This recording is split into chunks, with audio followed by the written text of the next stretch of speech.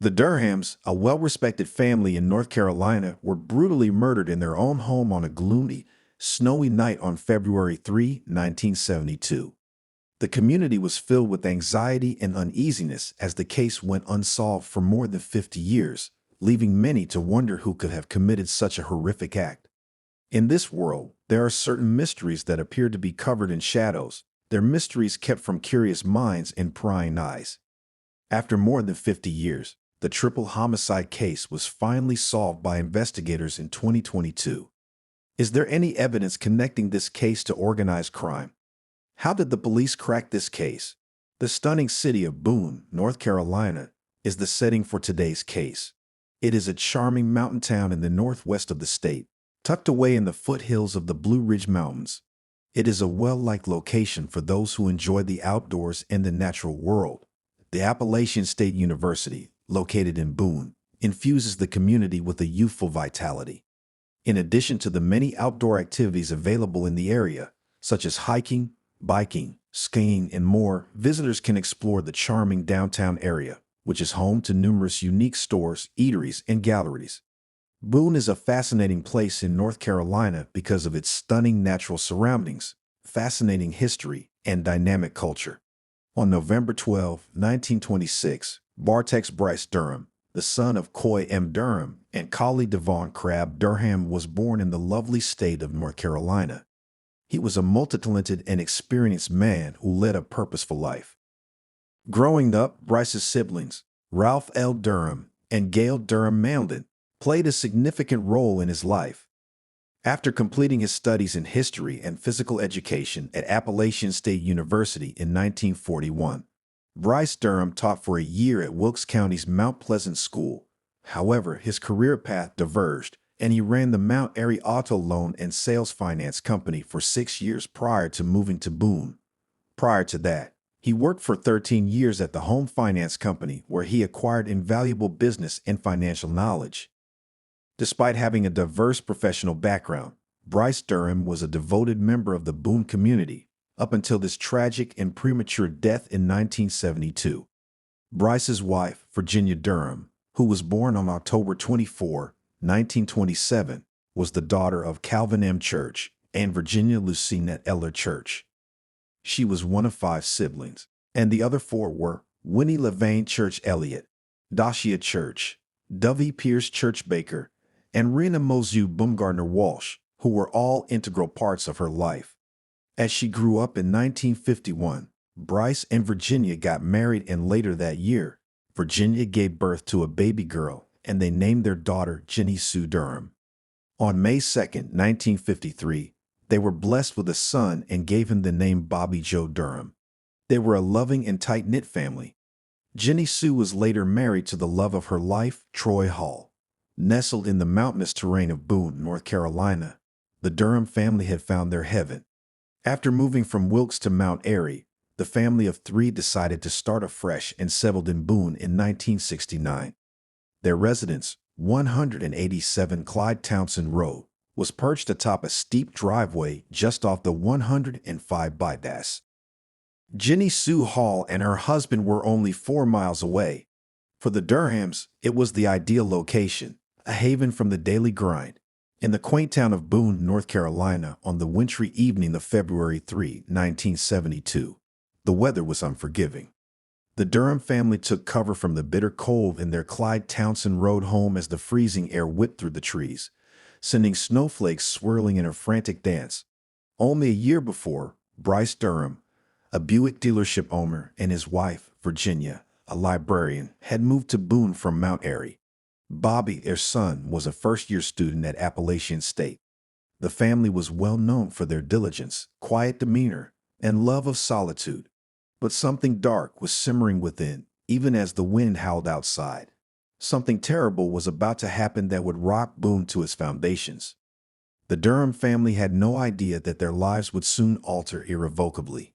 On February 3, 1972, a dreadful tragedy befell Bryce, Virginia, and their son Bobby, as they were at home on a snowy night.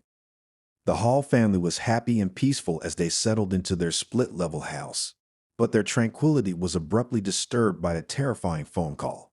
The panicked voice of Virginia Durham on the other end of the line made it clear how serious the situation was.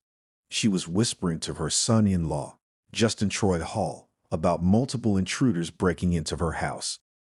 However, the call ended abruptly before anyone could understand it, leaving Hall to wonder if it was all just a cruel joke. Hall was skeptical about the call's legitimacy, but his wife Guinea was frantic for her family's safety. They hastily moved toward the car, which was refusing to start. They were unable to reach the Durham's home on foot due to the hazardous road up to it. Fortunately, Cecil Small, a private investigator and neighbor, agreed to drive them up there. Hall went inside with their neighbor Cecil, while Ginny stayed in the car. Inside the house, they discovered a chaotic scene. The sound of running water filled the air, and the house had been looted, but the real horror of the situation became apparent as they made their way to the ground floor bathroom. Bryce, Bobby, and Virginia Durham lay motionless and fully clothed in the bathtub, their heads submerged and the water running. The phone line had been ripped from the wall, leaving the house strangely silent. With no other options, Hall called the authorities from the neighbor's apartment around 11 p.m. to investigate the gruesome scene in front of them. In a matter of minutes, a swarm of law enforcement officers arrived, their flashing lights cutting through the darkness of this snowy night. Investigators entered the Durham home and scanned the once tidy interior, which now appeared to have been ripped apart by a tornado. Drawers were pulled out, clothing was strewn across the floor, and pictures were hung at odd angles or lying shattered on the ground. Closets had been ransacked and furniture had been knocked over, as if the perpetrators were searching for something in a frenzy. The officer's gaze then fell on the torn sofa set, where the Durhams had been relaxing with a late-night snack while watching their favorite TV show. The sight of the chaos and violence gave them a sinking feeling in the pit of their stomachs, knowing they were in for a long and arduous investigation. The television was still flickering, showing 3 half-full glasses and plates of half-eaten food that had been left abandoned on a coffee table.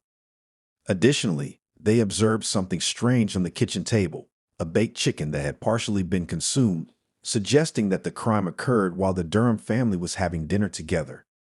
Initially, it seemed like a straightforward heist gone wrong, but the discovery of unclaimed valuables sparked concerns. An undisturbed money bag filled to the brim with cash proved that the horrible crime was not motivated by robbery. The agents from the State Bureau of Investigation in North Carolina realized they needed to move quickly. The bodies were carefully moved to Chapel Hill so an autopsy could be performed. The outcome was disappointing but not unexpected. The state medical examiner, Dr. Paige Hudson, verified the reason behind the Durham family's death. The 2 men had been strangled and drowned, and Virginia had died from strangulation. Determined to learn the truth about the heinous killings, agents from the North Carolina State Bureau of Investigation stormed the Durham residence as the investigation into the murders of the Durham family got underway. They searched every square inch of the house with diligence and precision, meticulously cataloging each clue and piece of evidence they came across. The team expanded as the investigation progressed, reaching 7 or 8 agents by Saturday morning, but that was just the start. 2 highly qualified physicists from the State Crime Laboratory were brought in to help them try to solve the mysteries surrounding the crime. They arrived in Boone on Saturday night and got to work. They labored for hours, sifting through the evidence, connecting the dots, and solving the mysteries surrounding the Durham murders. As the investigation progressed, witnesses came forward with crucial information. Just after 10:30 p.m. on that fateful night, an eyewitness saw a green and white SUV leaving the Durham residence. However, the vehicle vanished in an instant. The North Carolina Highway Patrol found the SUV abandoned on the side of the road after looking for it for a few miles. The doors were securely shut, the engine was still running, and the windshield wipers were scraping the snow. The investigators discovered that the SUV had been the murderer's getaway vehicle. Later on, it was found that Bryce Durham had taken the SUV out of this dealership in order to drive home during the hazardous weather. A bag of silver that was most likely taken from the Durham home was discovered by the police when they were searching the car. It was a crucial clue, and the investigators were hoping it would help them find the people who committed this horrible crime. The Durham murder investigation was a difficult voyage through speculative and suspicious waters. There were numerous turns and turns along the lengthy and convoluted list of potential suspects. Among those under investigation by authorities was Bryce and Virginia Durham's estranged son-in-law, Justin Troy Hall. A group of Asheville men also came under investigation. They were charged and arrested in relation to the killings, but were later released because there was insufficient evidence. Due to the accuracy of the knots used to bind the victims, there were persistent rumors and whispers of a contract killing. However, leads grew chilly as time passed. Despite the tireless efforts of the Watauga County Sheriff's Department, Boone Police Department, and North Carolina State Bureau of Investigation, the trail became increasingly unreliable with every day that went by. It appeared as though there would always be unanswered questions regarding this heinous crime. The Durham triple murder case was unsolved for more than 45 years, with investigators finding it difficult to piece together the clues and leads drying up. However, in 2019, a glimmer of hope appeared following the conversation between a man named Shane Burt and a Georgia sheriff's deputy. Billy Sunday Burt, a suspected killer who passed away in prison in 2017 while serving a life sentence for 3 murders he committed in the 1970s, was the father of Shane Burt. While assisting Phil Hudgens with research for a future book, Shane Burt revealed an astonishing anecdote his father had told him while visiting him in prison. A murderous and chaotic tale set in North Carolina's snow-capped mountains. Burt claimed that his father had confessed to killing 3 people in a strong snowstorm and had escaped capture just in time. The White County Sheriff's Office was shocked by the news and promptly contacted their Watauga County Sheriff's Office counterparts to relay the details. This discussion gave rise to fresh hope for justice for the victims and their families, as well as a reopened investigation into the Durham murders. Justice's wheels never stopped turning, and in the Durham murder case, they turned slowly but in the direction of the truth. Finding Billy Wayne Davis, a known associate of Billy Burt, who was already serving a life sentence in Georgia for his prior crimes, took little time for investigators after they started following new leads. Over the course of 2 years, the Sheriff's Department held 3 separate sessions in September 2019, October 2020, and August 2021. Each session included a critical piece of information that helped identify the perpetrator of the horrible crimes. The truth was ultimately revealed as a result of the evidence from these interviews and 2 additional sources being corroborated. The investigators were able to piece together a startling connection to a case from across state lines by carefully gathering evidence and cross-referencing it. The Dixie Mafia, a loosely organized criminal organization that had terrorized the Southeast with its violent crimes in the 1960s and 1970s, was at the center of the Fleming case of 1973. Names started to surface connecting this case to the Durham murders, which shared similar circumstances. Officials claimed that Billy Wayne Davis, an 81-year-old inmate at a Georgia prison in Augusta, is the last living member of the infamous Dixie Mafia.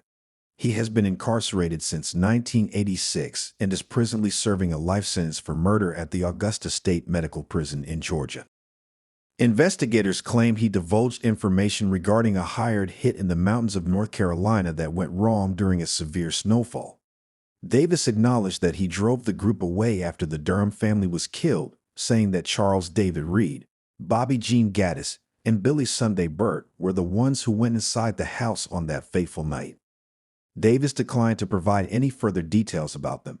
Justice may never be fully served, even with the Durham family murder case breaking new ground in 2022. It is unlikely that charges will be brought for the killings because 3 of the 4 suspects have already passed away. It is unlikely that the 4th suspect, 81-year-old Billy Wayne Davis, will be released from prison anytime soon. He is presently serving a life sentence in a Georgia prison. For the families of the victims who have been waiting for answers for 5 long decades, the prospect of justice being served may amount to nothing more than a pipe dream. The fact that the people who ordered the hit are still unidentified adds to the tragedy of this unsolved case. The unanswered question of why their loved ones were targeted could follow the surviving family members into the afterlife. Chris Lotz, special agent in charge of the Northwestern District of the North Carolina State Bureau of Investigation, commended the hard work of all the experts and members of the community who have given their contributions to the case over the years. The only surviving member of the Durham family, Ginny Durham, was overflowing with gratitude as she thanked the committed people who put in countless hours to crack the 50-year-old cold case of her family at the 2022 press conference. She expressed her gratitude to the investigators for giving up numerous days and weekends in order to crack the case. Ginny Durham was particularly appreciative of Watauga County Sheriff Len Hageman for his unwavering dedication to providing her family with closure. She also thanked Charles Whitman, a retired special agent for the State Bureau of Investigation, who kept working on the case after retirement, Wade Calvert, a special agent with the State Bureau of Investigation, and Carolyn Johnson, captain of investigations for the Watauga County Sheriff's Office. Their unwavering friendship and dedication meant the world to Ginny Durham, giving her hope during her challenging years. The Watauga County Sheriff's Office expressed gratitude for everyone's efforts in helping to find answers for the Durham family and acknowledged the many people who have contributed to wrapping up the case. It became a personal obsession for former North Carolina Attorney General Rufus Edmiston. It crushed his heart to see Bryce Durham's mother die without receiving justice when he met with her. She had pleaded with him to track down the murderers. Edmiston had been frustrated for years that he was unable to solve the mystery of the mountains on his own, but he is now relieved that the case has been resolved for him by Sheriff Hageman and his team. He thanked the investigators who made it happen and said it was a huge relief.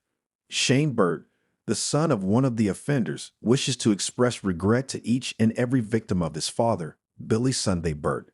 The case may have taken 50 years to solve, but everyone involved demonstrated dedication and commitment to justice, which is a testament to their perseverance.